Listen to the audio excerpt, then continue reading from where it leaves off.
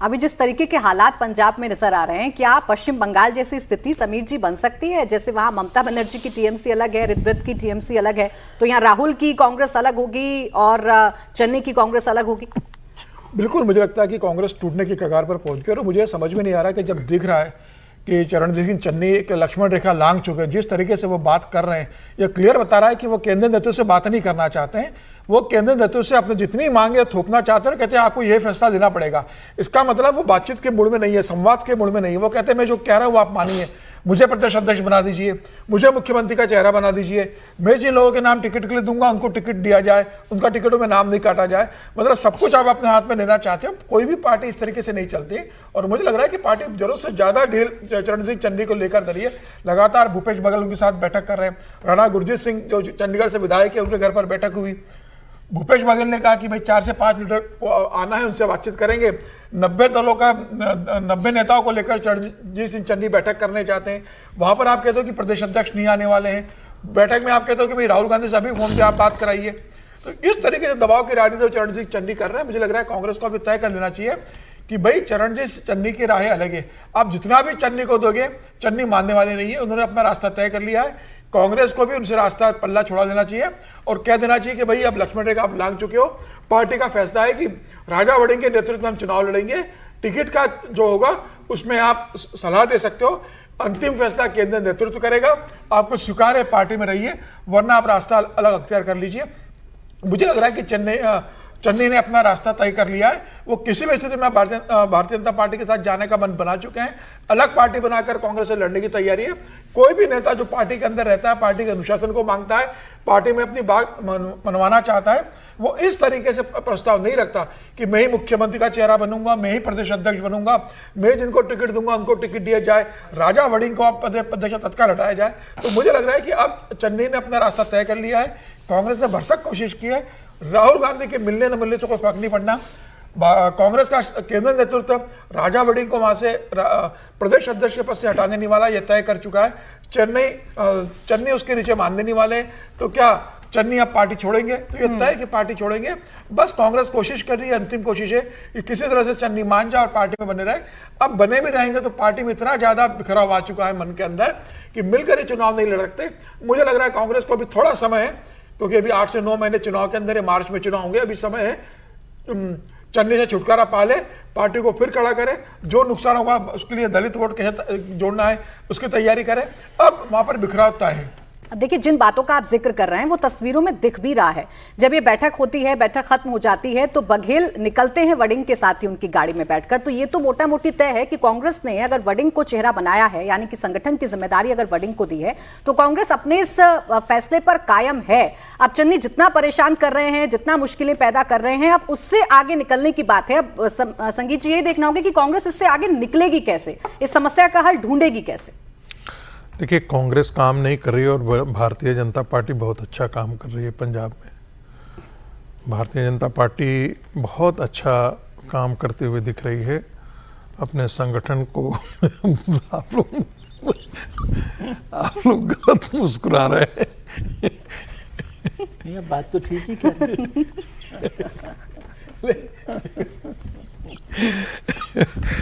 मतलब देखिए, जो शुरू से यहाँ के एक्सपर्ट लोग पहले से बता रहे थे, तो मैं उन्हीं का सहारा ले रहा हूँ। हर्षवर्धन जी कह रहे थे कि उनका लेन चेंज होने वाला है, कुछ समय की बात है। तो इसका मतलब कि भारतीय जनता पार्टी बहुत सीरियस है पंजाब चुनाव को लेकर के। मुझे जो जानकारी मिली है कि अमित शाह जी ने तय कर रखा है पंजाब में इस बार भारतीय जनता पार्टी चुनाव जीतने के लिए लड़ रही है, चुनाव जीतने के लिए जाएगी। अब उसमें आम आदमी पार्टी से पहले कितना टूट करके आता है, कांग्रेस से टूट करके कितना आता है, लेकिन आज के दिन में वो सुखविंदर सिंह बादल का जो सेकंड फिडल जो कहते हैं वो प्ले करने की तैयारी में नहीं है। इतना बहुत साफ है कि भारतीय जनता पार्टी कांग्रेस के कुछ मित्रों, आम आदमी पार्टी के मित्रों को लेकर के और चुनाव में जा रही है। तो मुझे साफ साफ दिख रहा है कि चन्नी साहब जो है अब कांग्रेस पार्टी में बहुत दिनों तक नहीं रहने वाले हैं। चन्नी साहब, रंधावा साहब, उनके साथ जिससे 7 लोग हैं, और ये टूट फूट जो है वो सिर्फ यहीं तक नहीं होगी, टूट फूट होगी तो बहुत नीचे तक जाएगी। वर्टिकल स्प्लिट हो सकता है कांग्रेस पार्टी पंजाब के अंदर। और दूसरी बात ये कि इसको इग्नोर करना कांग्रेस के लिए भारी पड़ेगा, क्योंकि 17% जो है वो दलित सिख वहां पर वोट है। और बेशक चन्नी हार जाए, लेकिन वो अपनी आइडेंटिटी को लेकर के बड़े सतर्क हैं।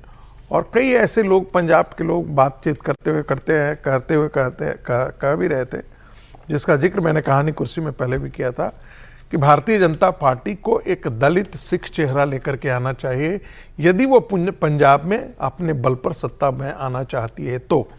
ये कई लोगों ने हमें बताया। अब चूंकि पंजाब की राजनीति को बहुत ज़्यादा जो है भारतीय जनता पार्टी जो है वो अभी तक पेनिट्रेट नहीं कर पाई है, तो देखना होगा कि आने वाले दिनों में क्या कुछ निकल करके आता है। कितने आम आदमी पार्टी से टूटते हैं, कितने। देखिए अकाली दल टूट फूट होगी, ये रुकेगी नहीं। मैं फिर आपसे वो कह रहा हूं, अकाली दल में भी टूट फूट होगी और आम आदमी पार्टी में भी फूट होगी। बहुत सारे ऐसे हैं जो भगवंत सिंह मान के नेतृत्व से बिल्कुल ही खुश नहीं है, बिल्कुल नाखुश है, उनको भी बदलना चाहते हैं। लेकिन अरविंद केजरीवाल की जिद है कि अरविंद केजरीवाल चाहते हैं कि भगवंत सिंह मान भी जो है वो मुख्यमंत्री बने रहें। तो अब देखना है कि आम आदमी पार्टी में से कितने लोग कल जाकर के बाहर निकल करके आते हैं। मुझे लगता है चुनाव आते आते 4 महीना पहले आप देखेंगे कि जोरदार तरीके से लोगों का हृदय परिवर्तन होगा और लोग दूसरी पार्टियों की तरफ जाएंगे। यानी फर्क साफ है। एक बार फिर से हर्षवर्धन जी, पंजाब जहां बीजेपी सिर्फ अपनी जमीन को तलाशने की कोशिश करती है, वो बीजेपी मजबूती के साथ अपनी तैयारी करती हुई नजर आ रही है। और जहां कांग्रेस मजबूत दिखती रही, एक बार फिर वो स्टेट साबित हो सकता है पंजाब की बनी बनाई बात कैसे बिगड़ती है या जीता जिताया चुनाव कैसे हारते हैं, ये कांग्रेस को देखकर सीखें। नहीं, ये मुश्किल तो एक बड़ी है। अगर कांग्रेस पार्टी इतना, मतलब ये कह सकते हैं कि भाई अगर चन्नी और रंधावा ने विद्रोह किया तो कांग्रेस का हाईकमान क्यों दबे उनके सामने। लेकिन उसका दूसरा पहलू है कि राजनीति तो सब कुछ अपने जो अभीष्ट है उसको हासिल करने की होती है ना। ये तो होती नहीं कि अच्छा हमने ये किया या नहीं किया। हाँ, अगर आप उनको बाहर निकाल के चुनाव जीत लें, इतना बढ़िया दिखे तो बड़ा अच्छा है।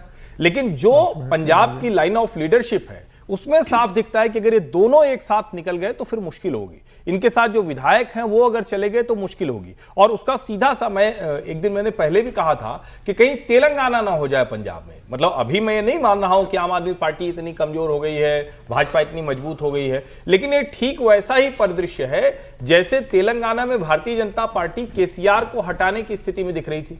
उसके बाद धीरे धीरे उसमें लगा, उनके अध्यक्ष बदले, उनकी जो लाइन थी वो थोड़ा कम एग्रेसिव रह गई। और अंत में हुआ क्या कि रेवंत रेड्डी की अगुवाई में जो कांग्रेस पार्टी थी वो सत्ता में पहुंच गई।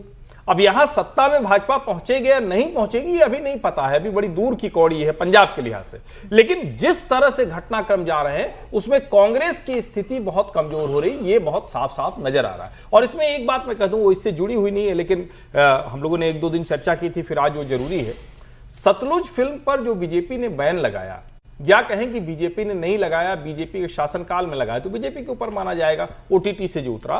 आप जरा सोचिए, चाहती तो भारतीय जनता पार्टी क्या कर सकती थी? वो चलने देती और कहती कि भाई इससे हमारा क्या लेना देना। ये तो पूरी तरह से कांग्रेस शासनकाल में हुआ। लेकिन उसका 2 खतरा था। एक खतरा था कि उससे खालिस्तानी भावनाएं भड़कती, जो एंटी इंडिया होता है, एंटी पंजाब होता है, एंटी सिख होता। दूसरा एक और खतरा था बीजेपी के लिए कि उसमें बेअंत सिंह भी लपेटे में आते। मतलब दोनों चीजें जो थी वो उस तरह से जाती। और अभी क्या है कि रवनीत सिंह बिट्टू वो इनकी तरफ से कर रहे हैं। तो सतलुज फिल्म को थोड़ा कॉन्टेक्स्ट में देखने की जरूरत है। और मेरा ये मानना है कि चूंकि बीजेपी को लगा कि चाहे जो हो, लेकिन ये जो खालिस्तान समर्थक भावनाएं हैं वो बढ़े, उसका किसी भी तरह से उसको नहीं होने देना है, और इसीलिए उसको रोका। वरना उसमें सीधे तौर पर भारतीय जनता पार्टी का तो कोई स्टेक ही नहीं है। मान लीजिए उस वक्त अगर पुलिस ने ज्यादती की है तो ज्यादती किसके शासनकाल में हुई? कांग्रेस के शासनकाल में हुई।